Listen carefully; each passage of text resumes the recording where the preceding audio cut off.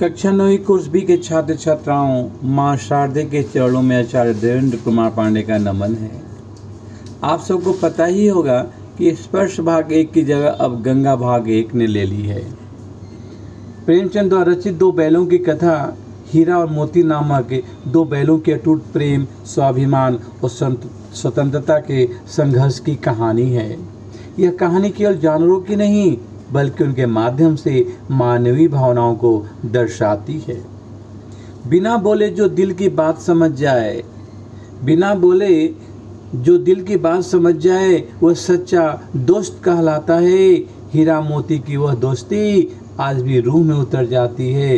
हीरा मोती की वह दोस्ती आज भी रूह में उतर जाती है।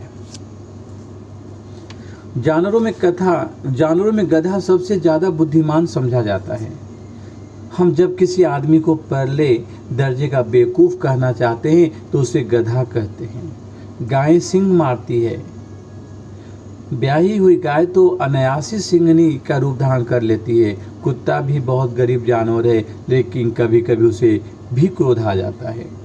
किंतु गधे को कभी क्रोध करते नहीं सुना न देखा। लेकिन गधे का एक छोटा भाई और भी है जो उससे कम ही गधा है, और वह है बैल। झूरी काछी के दोनों बैलों के नाम थे। हीरा और मोती दोनों पछाई जाति के थे। पछाई का मतलब होता है एक विशिष्ट श्रेणी के, देखने में सुंदर, काम में चौकस, ढील में ऊंचे। बहुत दिनों बाद साथ रहते रहते दोनों भाई में भाईचारा हो गया था। जिस वक्त ये दोनों बैल हल या गाड़ी में जोते जाते और गर्दन हिला हिला कर चलते, उस वक्त हर एक कि यही चेष्टा होती थी कि ज़्यादा से ज़्यादा बोझ मेरी गर्दन पर रहे। दिन भर के बाद दोपहर या संध्या को दोनों खुलते तो एक दूसरे को चाट कर अपनी थकान मिटा लिया करते थे। नाद में खली भूसा पड़ जाने के बाद दोनों साथ उठते, साथ नाद में मुंह डालते और साथ ही बैठते थे। एक मुंह हटा लेता तो दूसरा भी मुंह हटा लेता था। संयोग की बात, झूरी ने एक बार गोई को ससुराल भेज दिया। गोई का मतलब दोनों जोड़ी को। बैलों को क्या मालूम वे क्यों भेजे जा रहे हैं। समझे मालिक ने हमें बेच दिया। अपना यूं बेचा जाना उन्हें अच्छा लगा या बुरा कौन जाने, पर झूरी के साले गया, नाम है व्यक्ति का गया, को घर तक गोई ले जाने में दांतों तले पसीना आ गया। संध्या समय दोनों बैल अपने नए स्थान पर पहुंचे। दिन भर के भूखे थे, लेकिन जब नाद में लगाए गए तो एक में ने भी उसमें मुंह न डाला। दिल भारी हो गया था। जिससे उन्होंने अपना घर समझा था वह आज उनसे छूट गया। यह नया घर, नया गांव, नए आदमी उन्हें बेगाने से लगते थे। यह नाद का मतलब होता है मिट्टी या सीमेंट का बना हुआ ऐसा बर्तन जिसमें गाय बैल भैंस को खाने के लिए दिया जाता है। दोनों ने अपनी मुख्य भाषा में सलाह की, एक दूसरे को कनखियों से देखा और लेट गए। जब गांव में सोता पड़ गया तो दोनों ने जोर लगाकर पगहे तुड़ा डाले और घर की तरफ भागे। पगहे बहुत मजबूत थे, अनुमान न हो सकता था कि कोई बैल उन्हें तोड़ सकेगा, पर इन दोनों में इस समय दूनी शक्ति आ गई थी। एक झटके में रस्सियां टूट गई। झूरी प्रातःकाल सोकर उठा तो देखा कि दोनों बैल चरनी पर खड़े हैं। घुटने तक पाँव कीचड़ से भरे हैं और दोनों की आंखों में विद्रोह में स्नेह झलक रहा था। विद्रोह में इसलिए कि उनका विद्रोह था कि आपने क्यों हमें बेचा। झूरी बैलों को देखकर स्नेह से गदगद हो गया, दौड़ को उन्हें गले लगा लिए। प्रेमालिंगन और चुंबन का उद्देश्य बड़ा ही मनोहर था। झूरी की स्त्री ने बैलों को द्वार पर देखा तो जल उठी, बोली, कैसे नमक हराम बैल है कि एक दिन वहाँ काम न किया, भाग खड़े हुए। झूरी अपने बैलों पर यह आक्षेप न सुन सका। नमक हराम क्यों है, चारा दाना न दिया होगा तो क्या करते। झूरी ने बोला अपनी पत्नी को। दूसरे दिन झूरी का साला फिर आया और बैलों को ले चला। अब की उसने दोनों को गाड़ी में जोता। संध्या समय घर पहुंचकर उसने दोनों को मोटी रस्सी से बांधा और कल की शरारत का मजा चखाया। फिर वही सूखा भूसा डाल दिया। दोनों बैलों का ऐसा अपमान कभी न हुआ था। झूरी उन्हें फूल की छड़ी से भी नहीं छूता था। उसकी टिटकार पर दोनों उड़ने लगते थे। यहाँ मार पड़ी। दूसरे दिन गया ने बैलों को हल में जोता, पर दोनों ने जैसे पाँव न उठाने की कसम खा ली थी। वो मारते मारते थक गया, पर दोनों ने पाँव न उठाए।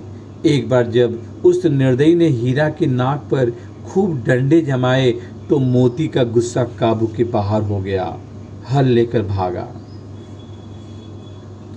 आज दोनों के सामने फिर वही सूखा भूसा डाल दिया गया। दोनों चुपचाप खड़े रहे। घर के लोग भोजन करने लगे। उस वक्त घर में से एक छोटी सी लड़की 2 रोटियां लिए निकली और दोनों के मुंह में देकर चली गई। उस एक रोटी ने इनकी भूख को तो क्या शांत होती, पर दोनों के हृदय को मानो भोजन मिल गया। दोनों दिन भर जोते जाते, डंडे खाते, अड़ते, शाम को अपनी जगह पर बांध दिए जाते और रात को वही बालिका उन्हें 2 रोटियां खिला जाती। एक दिन मोती ने मूक भाषा में कहा, अब तो नहीं सहा जाता हीरा, क्या करना चाहते हो? एक आध को सिंह पर उठाकर फेंक दूं। रात को जब बालिका रोटियां खिलाकर चली गई, दोनों रस्सियां चबाने लगे, पर मोटी रस्सी मुंह में न आती थी। बेचारे बार बार जोर लगाकर रह जाते। सहसा घर का द्वार खुला और लड़की निकली।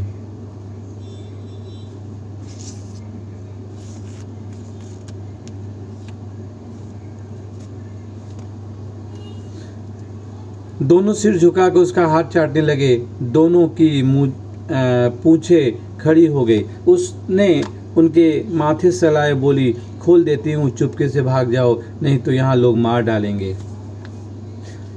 दोनों सीधे दौड़ते चले गए। यहाँ तक कि मार्ग का ज्ञान न रहा। जिस परिचित मार्ग से आए थे उसका पता नहीं था। दोनों भूख से व्याकुल हो रहे थे। खेत में मटर खड़ी थी, चरने लगे। जब पेट भर गया तो दोनों आज़ादी का अनुभव किया। अरे यह क्या, कोई सांड डौंकता चला आ रहा है। हाँ, सांड ही है। दोनों मित्र जान हथेलियों पर लेकर लपके। सांड को भी संगठित शत्रुओं से लड़ने का तजुर्बा न था। वह तो एक शत्रु से मल्लयुद्ध करने का आदी था। जो ही हीरा पर झपटा, मोती ने पीछे से दौड़ाया। सांड उनकी तरफ दौड़ मुड़ा तो हीरा ने रगेदा। सामने मटर का खेत था। मोती उसमें घुस गया। हीरा मना कर रहा था, पर उसने एक भी नहीं मानी। अभी 2 ही 4 ग्रास खाए थे कि 2 आदमी लाठियां लिए दौड़ पड़े और दोनों मित्रों को घेर लिया। प्रातःकाल दोनों काजी हाउस में बंद कर दिए गए। दोनों मित्रों को जीवन में पहली बार ऐसा साबिका पड़ा कि सारा दिन बीत गया और खाने को एक दिन का भी न मिला। समझ में ही नहीं आ रहा था ये कैसा स्वामी है। इससे तो गया फिर भी अच्छा था। यहाँ कई भैंसें थी, कई बकरियाँ, कई घोड़े, कई गधे, पर किसी के सामने चारा न था। सब जमीन पर मुर्दों की तरफ पड़े थे। कई तो इतने कमजोर हो गए थे कि खड़े भी न हो सकते थे। सारा दिन दोनों मित्र फाटक की ओर टकटके लगाए ताकते रहते, पर कोई चारा लेकर न दिखाई देता था। बाड़े की आने काजी हाउस की जो जेल खाने की, जो जानवरों का जो जेल खाना होता है उसको काजी हाउस बोलते हैं। बाड़े की दीवार कच्ची थी। हीरा मजबूत तो था ही।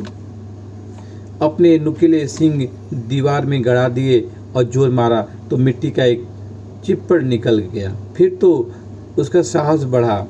उसी समय कांजी हाउस का चौकीदार लालटेन लेकर जानवरों की हाजिरी लेने आ निकला। हीरा का उज्जड़पन देखकर उसने उसे कई डंडे रस्सी दिए, मोटी सी रस्सी में बांध दिया। मोती ने दीवार में उसी जगह सींग मारा। थोड़ी सी मिट्टी गिरी और हिम्मत बढ़ी। फिर तो वह दीवार में सींग लगा के इस तरह जोर लगाने लगा मानो किसी प्रतिद्वंदी से लड़ रहा है। दीवार का गिरना था कि अधमरे से पड़े हुए सभी जानवर उठ खड़े हुए। तीनों घोड़ियां सरपट भाग निकली, फिर बकरियां निकली, इसके बाद भैंसें भी खिसक गई, पर गधे अभी तक ज्यों के त्यों खड़े थे। मोती अपने मित्र की रस्सी तोड़ने में लगा हुआ था। जब वह हार गया तो हीरा ने कहा, तुम जाओ, मुझे यहीं पड़े रहने दो, शायद कहीं भेंट हो जाए। मोती ने आंखों में आंसू लाकर कहा, तुम मुझे इतना स्वार्थी समझते हो हीरा? हम और तुम इतने दिनों एक साथ रहे हैं, आज तुम विपत्ति में पड़ गए तो मैं तुम्हें छोड़कर अलग हो जाऊं।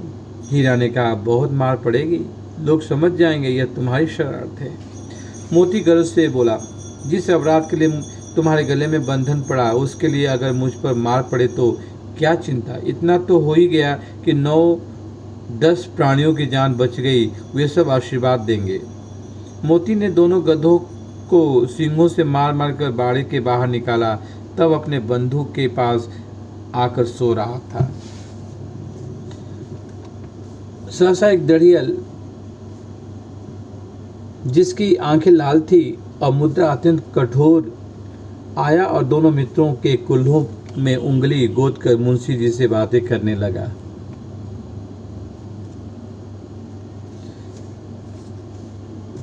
तो यह आदमी छुरी चलाएगा, यह आदमी छुरी चलाएगा, देख लेना।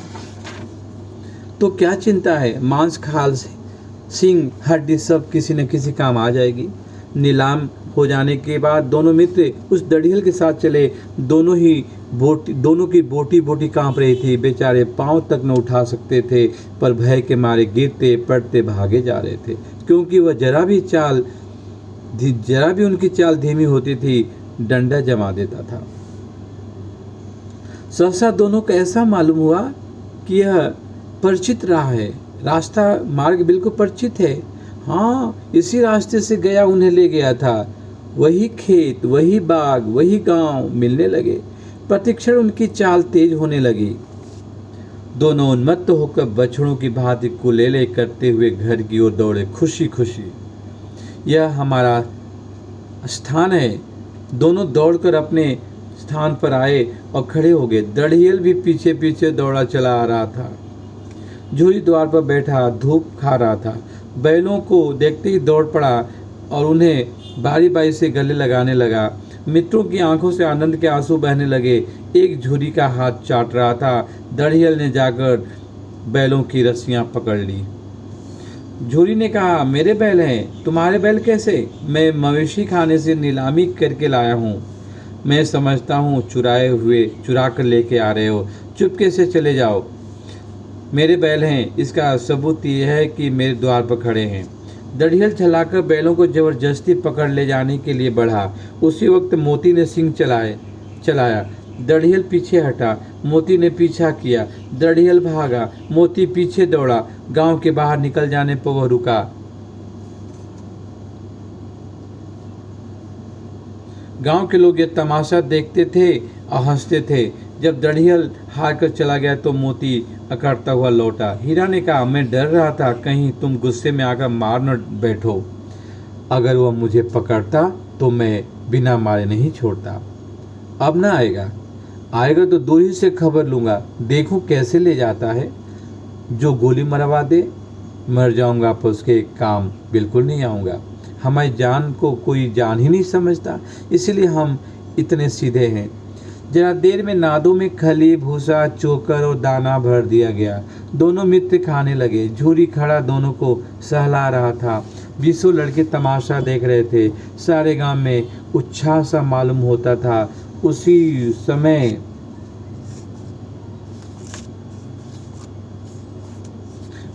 समय जरा देर में नादों में खली, भूसा, चोकर और दाना भर दिया गया। दोनों मित्र खाने लगे। झूरी खड़ा दोनों को सहला रहा था। 20 लड़के तमाशा देख रहे थे। सारे गांव में उत्साह सा मालूम होता था। उसी समय मालकिन ने आकर दोनों के माथे चूम लिए। ये है दो बैलों की कथा। मालकिन ने इसलिए चूम लिए क्योंकि मालकिन को भी बहुत प्रेम था उन दोनों हीरा मोती बैलों से, लेकिन उसके मायके में इन लोगों ने एक दिन भी काम नहीं किया, इसलिए वो नाराज थी। लेकिन इतने दिनों तक इनसे दूर रहने के बाद उनके अंदर का जो प्रेम था बिल्कुल उमड़ पड़ा और दोनों के माथों को चूम लेती है। ये है दो बैलों की कथा, जो बहुत ही मार्मिक कथा है। फिर अगली वीडियो में मिलेंगे, तब तक ले जय हिंद, जय भारत। हो गया।